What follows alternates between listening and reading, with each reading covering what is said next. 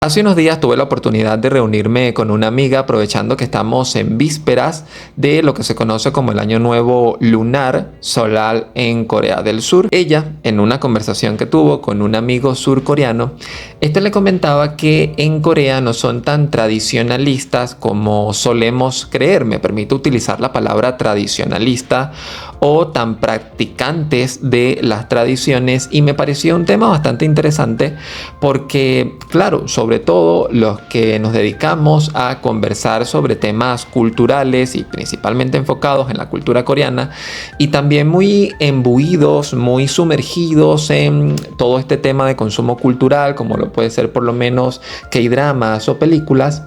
puede que cometamos el error de profundizar esta creencia de que en Corea del Sur específicamente se llevan a cabo muchas tradiciones que tienen años, siglos y a veces hasta milenios de ser practicadas, cuando realmente la forma en la que actualmente se celebra, se llevan a cabo o estéticamente lucen son mucho más modernas de lo que podemos creer. Entonces, me gustaría aquí poner una serie de ejemplos para conversar sobre este tema y profundizar en alguno de ellos, porque creo que puede ser un tema interesante no solamente para entender cómo se construye la identidad coreana desde cierto momento histórico en particular, sino también para comprender cómo se va construyendo la narrativa de lo que puede o no puede ser la cultura. Y me gustaría comenzar por el que quizá es el elemento visual más importante o reconocible de Corea del Sur a nivel cultural, que es el hanbok, este traje tradicional muy popular hoy en Corea y muy conocido sobre todo por los que siguen la cultura coreana, pero que tiene un diseño que actualmente es un diseño que está estandarizado desde el siglo XX. Con esto no estoy diciendo que no sea un traje tradicional, evidentemente es un traje que tiene sus raíces desde mucho antes de que Corea se llamara Corea, pero ese diseño que actualmente nosotros conocemos es un diseño moderno que viene a adaptar un último diseño que estuvo en la dinastía Joseon o Joseon, que es esta dinastía que terminó y dio paso a lo que posteriormente se conoció como el Imperio Coreano y que terminó en lo que ya sabemos, la invasión japonesa y posterior modernización y separación de Corea en lo que conocemos como Corea del Norte y Corea del Sur. Es decir, es un vestido que es una imagen muy estandarizada de una forma de vestir que no siempre fue así. Porque aunque podamos tener esta idea de que existe un hanbok tradicional y hay un diseño que se va repitiendo a lo largo de la historia, lo cierto es que el propio diseño de esta vestimenta vino mutando primero, dependiendo de la clase social a la que pertenecías, ya que no era lo mismo si pertenecías a la realeza o pertenecías al pueblo, principalmente por el acceso a distintos materiales y a distintas calidades que evidentemente no vas a tener si eres pobre, así tienes una solvencia económica importante, pero que también se veía influenciado por las regiones. Puede que cada región tenga sus particularidades, ya hablamos en algún momento sobre que no existe una única Corea, sino que dentro de la península coreana se dan distintas Coreas, en el norte, en el sur, en el este y en el oeste, que en su momento tenían sus propios regionalismos. De hecho, si viajamos en el tiempo y nos vamos a la época de los tres reinos, por ejemplo, cuando la península coreana no estaba unificada, sino que estaba justamente dividida en reinos que antes de ser tres eran cuatro y antes de ser cuatro eran cinco, y luego estaba atomizado. Cada región tenía sus peculiaridades y con ello, por supuesto, la forma de vestir iba adaptada principalmente también a las necesidades. Pero no solamente las condiciones climáticas afectaron el diseño del hanbok según cada región, sino que también tuvo mucha influencia en el diseño la época concreta. Por ejemplo, es bien conocido cómo se modifica el diseño del hanbok, sobre todo esta diferencia que hay entre el hanbok femenino y el hanbok masculino cuando se comienza a adoptar el confucianismo como el sistema político imperante en el país. Vemos que se modifica el hanbok y se establece una diferenciación muy importante entre hombres y mujeres, haciendo que de hecho el hanbok femenino sea un traje que además era como más, no sé si utilizar la palabra controlador. El controlar a la mujer era lo que se buscaba desde la política. Por eso se le evitaba por lo menos que tuviera acceso a la educación, o se limitaba que pudiera presentar las pruebas para poder ser miembro justamente del aparato del Estado, si podemos llamar Estado en esta época. Y vemos cómo eso permea o se ve reflejado en la vestimenta de un hanbok que, anterior a estas dinastías que adoptan el confucianismo, era mucho más similar entre el hombre y la mujer,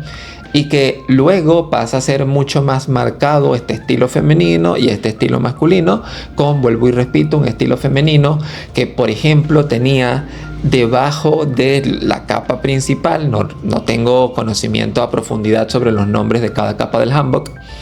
pero que era mucho más para prensar, para evitar por lo menos que los senos se vieran prominentes y que se viera esta parte del pecho plana,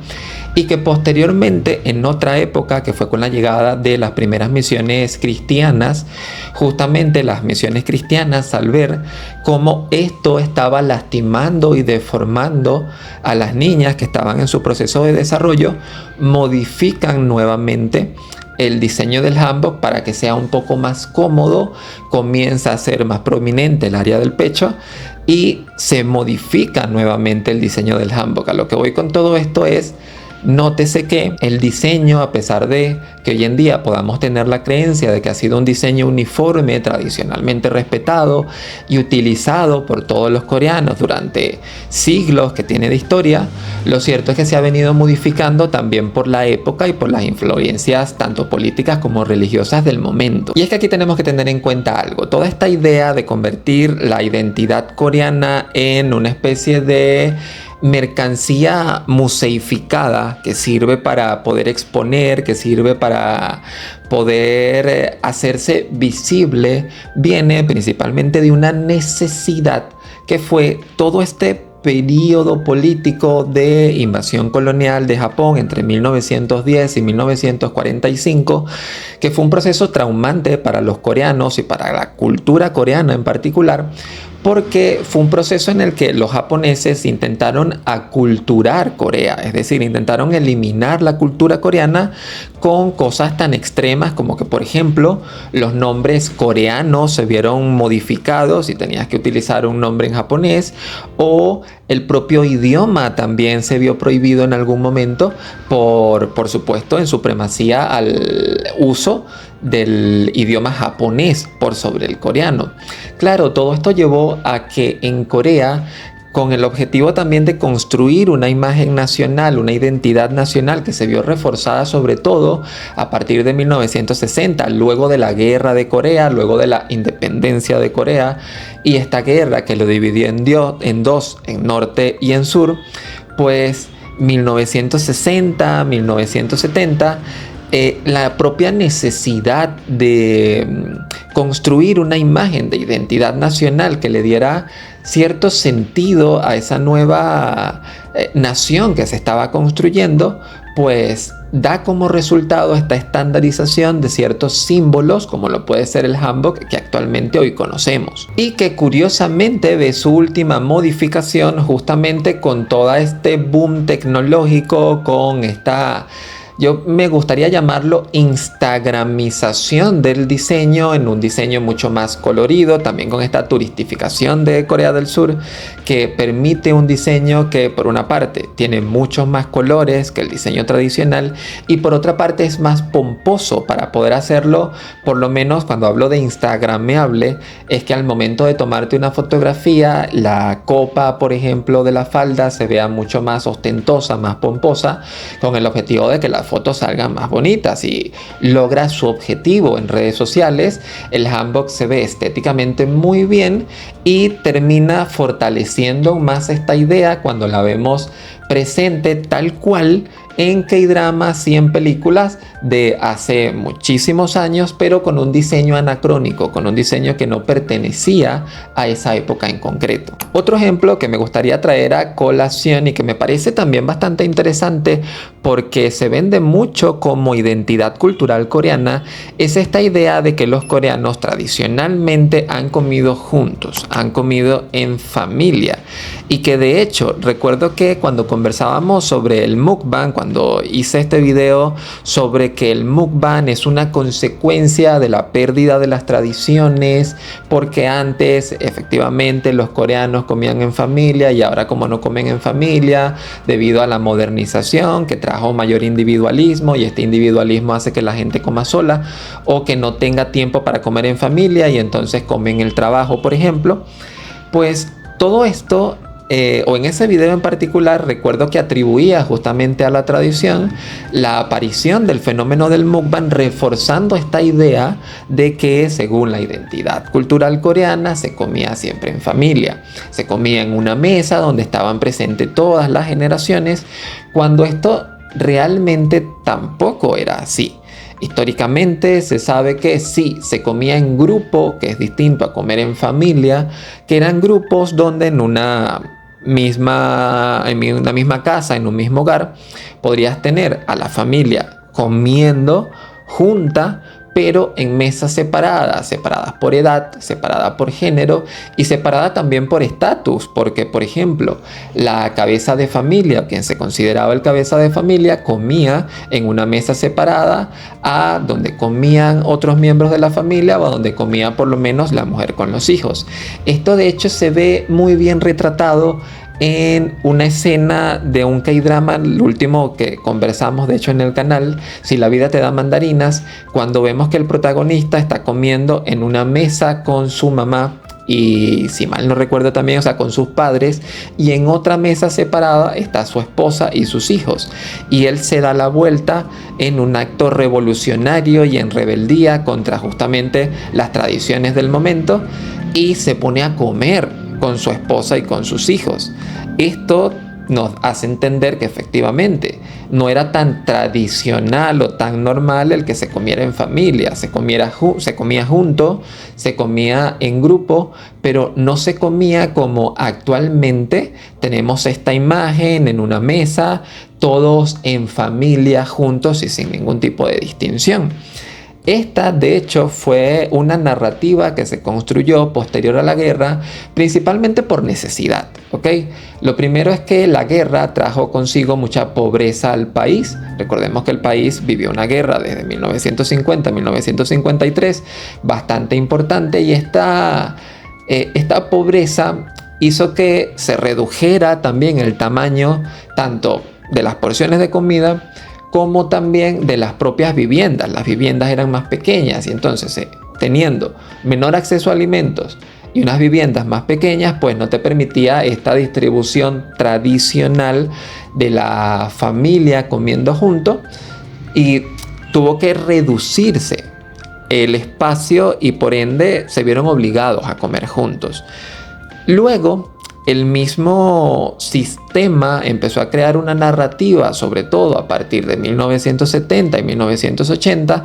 donde para amalgamar a la sociedad, sobre todo en un momento tan complejo de pobreza, de desarrollo, porque se necesitaba que el país tuviera también una identidad y una esperanza de un futuro compartido sobre el cual poder construir, porque si no, pues nadie va a apostar por el desarrollo de tu país. Se comienza a vender esta idea de que la familia tiene que comer junto porque así se mantienen juntos, y si tenemos esta visión de Corea como la gran familia coreana, pues no hay mejor lugar donde empezar que en tu casa, que en tu familia, que comiendo juntos. Si estamos juntos en nuestras casas, pues estaremos juntos también como comunidad para sacar este país adelante. Es más una narrativa necesaria justamente para permitir la cohesión social. Sobre todo también muy influido con la exposición al mundo occidental, a la cultura occidental, que sabemos que también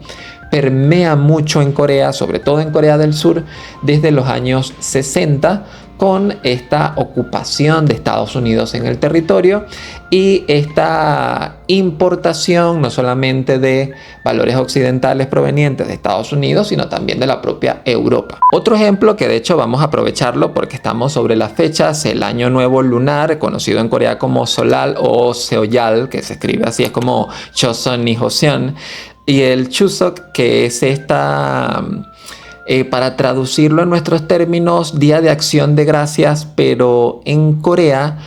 también forman parte de una narrativa moderna, aunque es cierto que tienen sus orígenes en celebraciones que podríamos considerar tradicionales. Pero ¿qué ocurre con estas celebraciones? Por ejemplo, el Año Nuevo lunar se suele vender actualmente como una época donde los coreanos viajan a sus lugares natales, a sus lugares de origen, a visitar a sus ancestros, a honrar a sus familiares, sobre todo con esta idea de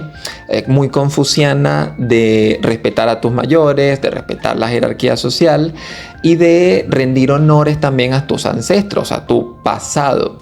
¿Qué ocurre? Esta idea o esta visión de que los coreanos todos los años nuevos viajan a su lugar de origen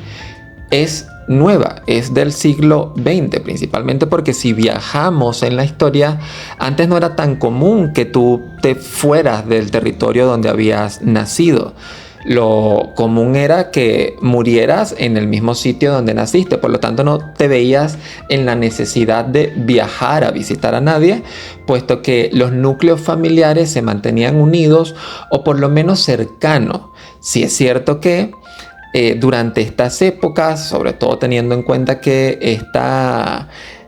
forma de organizar el tiempo socialmente viene de sociedades agrícolas, donde tomaban la luna como referencia justamente para poder medir los ciclos. Y evidentemente tenían sus rituales que no eran uniformes en toda la península, como podemos creerlo hoy, que se celebra de una forma muy específica en todos los lugares del territorio coreano, sino que tenía sus peculiaridades según cada región en concreto. Entonces, cada región en concreto tiene su forma de celebrar tanto el Año Nuevo coreano como el Día de Acción de Gracias coreano, y no es necesario que viajes porque muy probablemente ya vives cerca de donde están tus ancestros o donde están tus familiares. Esta idea de esta celebración o este esquema ritualístico de celebración moderna parte del desarrollo de un sistema de transporte que facilita muchísimo el viajar dentro de Corea, que es la llegada del tren, del sistema ferroviario. La construcción de nuevas vías de transporte y la llegada de nuevos medios de transporte facilitó el viajar, facilitó el cubrir largas distancias en tiempos más pequeños, y con ello pues se fomentó la utilización de por lo menos el tren, el metro y posteriormente otros sistemas de transporte con estas fechas patrias, con estas fechas importantes, porque ahora sí se podía, porque ahora tenías las condiciones para poder viajar, porque pues resulta mucho más sencillo. Y esto, paradójicamente y contrario a lo que pudiéramos creer, trajo una festividad o una forma de ver esta fiesta, de ver el Año Nuevo y de ver el Día de Acción de Gracias mucho más rígida, formal, con una normativa, digamos que más específica que seguir, con mayor presión social sobre cómo tienes que celebrar este día en concreto que antes. Antes no existía esa presión, por lo menos no de forma tan extendida en todo el territorio, porque como ya lo digo, había regionalismos y estos regionalismos permitían adaptar la celebración pues según las necesidades de cada lugar. Y por último, y ya con esto podríamos cerrar este tema, otra cosa que se suele tomar como tradicional de la cultura coreana es este respeto a la jerarquía, es este orden social impuesto en el que hay que rendir un culto excesivo a aquel que ocupa ya sea un rango mayor que tú en el trabajo, en la escuela o simplemente en la vida diaria porque tiene más edad que tú, este respeto a los mayores. Y es que aunque esta idea es cierto que es muy confuciana, cuando revisamos la tradición confuciana, no solamente se habla de que hay que respetar una jerarquía ascendente, que tienes que respetar a tus mayores, sino que también se habla de una responsabilidad moral y de dar el ejemplo que tiene el mayor sobre la gente que está por debajo de él, sobre su súbdito, y que poco a poco se fue perdiendo en el tiempo. Recuerdo que cuando tuve la oportunidad justamente de estudiar este programa especializado en filosofía coreana, nos encontramos con hay varios libros sobre el confucianismo que se utilizan para estudiar el confucianismo, 5 principales si la memoria no me falla, y uno de ellos viene a funcionar para traerlo a nuestro lenguaje, algo así como en el cristianismo las tablas de los mandamientos de Moisés que dice no matarás, no robarás. Tiene estos, digamos que lineamientos que pretenden controlar de alguna forma el comportamiento de las personas. Pues estas mismas premisas existen de forma muy simplificada en el confucianismo, y una de ellas hacía alusión específicamente a esto, a que sí, hay que respetar la jerarquía, hay que respetar a aquel que está por encima de ti, pero este respeto se gana porque tú vas a ser la imagen, el modelo a seguir de esos que te están respetando. O sea, yo te respeto a ti porque tú me vas a cuidar porque eres mayor que yo, porque representas en el rango jerárquico una posición superior a la mía, porque se supone que tienes, por tu posición superior a la mía, mejor educación, más conocimiento, y entonces tú desde tu posición superior pues me tienes a mí que respetar también y tienes que servirme como ejemplo. Y curiosamente vemos que eso se ha perdido, esa parte tradicional realmente hoy en día no es tan tradicional porque pertenece a un fenómeno moderno. Todo este sistema o todo este entramado de presión social que actualmente por lo menos se vive en Corea del Sur, se presume que es heredado primero de una época durísima y de represión que hubo principalmente durante este periodo dictatorial luego de la guerra. Hablamos de 1950, 1960, 1970, con regímenes dictatoriales muy fuertes. Veníamos justamente de una guerra también muy fuerte, y anterior a eso de la imposición del colonialismo japonés, que también fue muy represor ante el coreano y ante toda exposición de la cultura coreana. Entonces eso hizo que el comportamiento social y esta manera de interpretar el respeto a la jerarquía se desvirtuara un poco a un respeto extremo sin cuestionar. No puedes cuestionar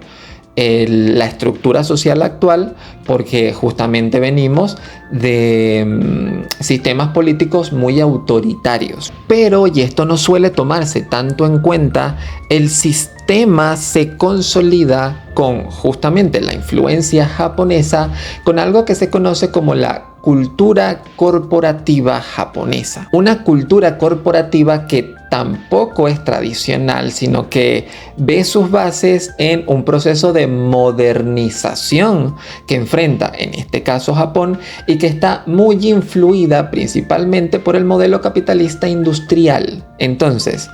podríamos hablar de que en Corea actualmente el sistema social de respeto máximo a la jerarquía es tradicional cuando estamos viendo, según esta hipótesis, que